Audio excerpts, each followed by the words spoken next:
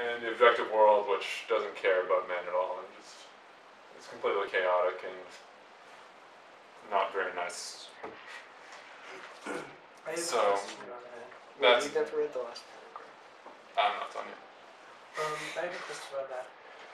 You said that Camus' psychology is the sort of psychology that Nagel is discussing when he discusses the conflict between the various ideas that gives one the feeling of the absurd. Is Nagel basically discussing the sort of psychology that we're perceiving Camus as having had? I think so.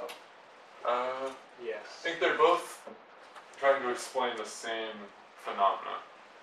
But Nagel's explaining it primarily psychologically. Yes. Which makes sense because unless I'm misremembering who Thomas Nagel is, he's best known for his work in philosophy of mind. Yeah. So he talks about it. Yeah, I'd like to do something on him some other time. That would be interesting. Yeah, he sees it as a psychological conflict. Camus doesn't really see it as much of a psychological conflict, though. He sees it as a conflict between the psychological and the objective. Whereas Nagel sees it as a conflict between two types of psychological views. So, yeah, Camus. You can see in the last paragraph we did from him, he said the primitive hostility of the world rises up to face us across the millennia. So, he's really seeing the absurd as a conflict between man and reality, and he thinks that the best way to respond to this is to revolt against reality and just rebel against it, like in the face of total oppression by total indifference to people. Thinks that man ought to just shake his fist and exactly. Just Shake his fist at the universe and he thinks that lends dignity to your life, even though it's absurd. If you revolt against the meaninglessness of your life, and if you just revolt against the chaos around you, then it lends your life a certain kind of dignity. So he likens this to the myth of Sisyphus. Sisyphus pissed off the gods one day, and then they decided to condemn him to push a boulder up a hill for eternity. He would push the boulder up the hill, and then it would fall down the side, and then you'd have to push it up the hill again, then fall down the side. So this is kind of what it might look like, I guess. But did you have a question? Not really a question as much as a statement. It took me an extremely long time to recognize that was the original origin of my name. Oh, really? Sisyphus. Oh. Think about it. If who is referred to as a sissy when we're small? It's usually little boys who get beat up and get back up and get beat up again and get back up and don't learn their lesson. I think the actual etymology is more likely sister, but that's a very good philosophical etymology. No, I'm just saying that because I don't hear oh dude, sissy, sister. That's not what I hear. Sometimes when people are my friends, they'll call me sis. But to be honest with you, they're like, oh dude, your name, for the most part, when I first get to know people, they're like, oh, your name's Sissy, dude? That must have been lame for you as a little kid. Yes. Or transversely, I met some people I think there's a connotation of effeminacy is the thing, which is why it's mostly used for little boys. but not to discredit what you're saying, but I met these kids from MIT, and this one girl, she was like, your name is Sissy? You're total opposite of a sissy. Oh my god, you're badass. And Yeah, I well, just you're thought like that was- Sisyphus then. You're just, Yeah. sticking it to the gods. Taking it to Well, the hand. we're not at that part yet. You will. Yeah. He isn't Yeah. so much sticking it to anybody in the actual myth itself as he Well, is. no, but Well, he tried to stick it to the Get, gods. He screwed he over tried to every day. defraud them. yeah, he tried to defraud the gods, so that's why they kind of weren't too happy about that. That's why they condemned him to roll a rock up a hill forever. And, this has obvious connections with the absurd life. You feel like going to classes, doing work. It's, from the point of view of the absurd, it's just seems like rolling a rock up a hill seems like you're not going to get anywhere. Like, I'm just constantly, going to be working throughout my whole life. Like, life sucks and then you die, basically. So that's kind of what the absurd man is, or woman is condemned to. But Camus says that, yeah, Sisyphus has to do this, but he can have more dignity, and his life can still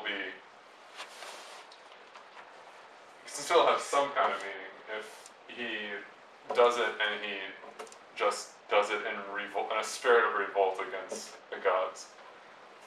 So he says in the third paragraph here, there is no fate that cannot be surmounted by scorn. One always finds one's burden again. But Sisyphus teaches the higher fidelity that negates the gods and raises rocks. The struggle itself towards the heights is enough to fill a man's heart. One must imagine Sisyphus happy. So, basically Sisyphus revolts against the gods by finding some sort of fulfillment in his task, his punishment, and just, I'm going to do this and I'm going to do it anyway, even though I'm going to have to keep doing this for the rest of my life. So, scorn is really the best response to the absurd, according to Camus. Did you have something to say about that? No. So that's one response. So just kind of rebel against the absurdity of life and just act like Sisyphus, but in a rebellious mood. But Nagel doesn't think this is the best way. He says, referring to Camus' response, he says, such dramatics, even if carried on in private, betray a failure to appreciate the cosmic unimportance of the situation. If subspecie eternitatis, there is no reason to believe that anything matters, and that doesn't matter either, and we can approach our absurd lives with irony instead of heroism or despair. So, he thinks it's kind of silly that Camus, finds this majestic, romantic story of rebelling against the gods and the myth of Sisyphus. He says, well, basically it doesn't matter that life is absurd, this, like Nathan said, absurdity is a first world problem, like, you don't really care about the absurd if you're around, like, people who are starving to death. So, Nagel says that, yeah, life is absurd, but that's just part of life. Just do things anyway, and you can be ironic about it instead of kind of thinking of yourself in this way of grandeur that Camus endorses. I note that neither of them seem to think that actually thinking that your life does have a meaning of some kind is a viable option. Yes. I note that neither of them seem to admit Camus? of the fact that when they think that. I disagree. Well, Tyler has wanted to say something for some time. No, let him finish and then we can open the floor. I was going to say, Camus says that the only way to address the absurd is you can't escape the original contradiction that brings the absurd about, basically. Actually saying that your life has meaning, even if your life does have meaning, you'll still be able to, step back and view it from a different perspective. And, well, Camus wouldn't say that it does, but if it does, then that meaning is alien to human psychology, and it's basically unknowable.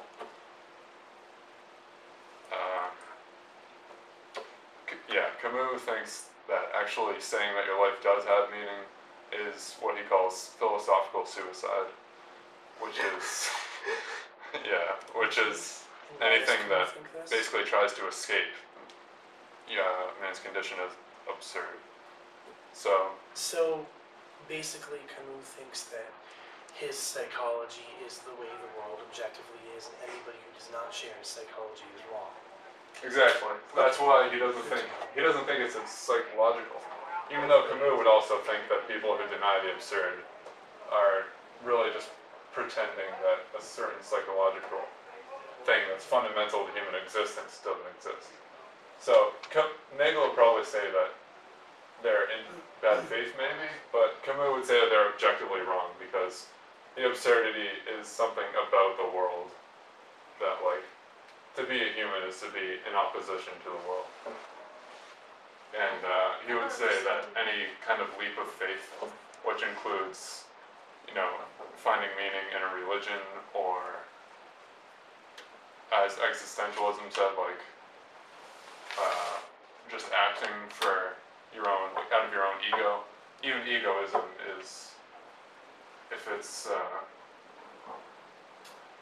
viewed as a kind of like teleological, you know, purpose to your life, that would still be considered philosophical suicide, because even, you know, following your own ego is just hurt, and Who's it even make can't escape it. Eric had a question. Yeah, so they're both basically saying that our lives are futile. They're saying that, at least, well, Camus says that, Can I try to answer this? This is basically what I was sure, yeah. So they both are saying they're starting from the basic assumption that your life is futile, and then they both go in different directions to try to present different solutions to this problem. And actually, I really like both of them, and I think both of their solutions are fairly elegant. Camus saying that, okay, your life is futile, but how about you just try to struggle to be something great Anyway. on a cosmic scale, even though objectively it's absolutely impossible, and your life will maintain this sort of dignity that way, even though, as they assumed at the outset, it is ultimately futile. And then Nagel was saying that, he's saying that if you don't matter to the entire universe, then the entire universe as a whole doesn't matter to you. So you should just pick one of those and stick with it, even though there's no real ultimate meaning behind it. And reading this, even though Camus is starting from the base assumption that your life has no meaning, I feel like his interpretation meshes really well with Christianity. Well, yeah, Just starting from a different base assumption. well, The way he progresses with it logically, because he's saying that you should try to be something greater. And if you're in Christianity, you're supposed to try to be like God. Be ye perfect as your heavenly Father is perfect. That's part of why I don't entirely trust Camus, actually. I don't think he's as committed to the whole futility thing as he thinks he is. Yes. I think That's he's- exactly what Nagel says. Yeah, I agree with Nagel. I think Such that dramatics. I think that Camus is being a melodramatic negative Nancy about something that he doesn't even seem to actually believe entirely himself. Yeah. So Put that in the philosophy Bible. It's going in the philosophy Bible. I actually like Nagel better too. A good example for this is a bit from one of the Hitchhiker's Guide to the Galaxy books, which said at one point this guy's wife kept badgering him, saying that he needed to get more perspective, and he was like this inventor or something, so he invented a machine that could change what your perspective is, Oh, and then Jesus. put his wife into it, and then set the perspective amount to the entire universe, and she went fucking insane. She just became insane immediately, so I really like Nagel's interpretation, because it's true. You can't have a perspective on the entire universe, so why don't you just focus on a small sphere that you actually are able to influence? And just to add to what you said about whether they take absurd or meaninglessness as a like first premise, I think they would both. I'm not sure that they would both say necessarily that life is meaningless, but I think they would say that if it does have meaning, then either to look for meaning is like a kind of nonsensical, like it's kind of a question that can't be answered. Like basically you keep asking why, but eventually there just is no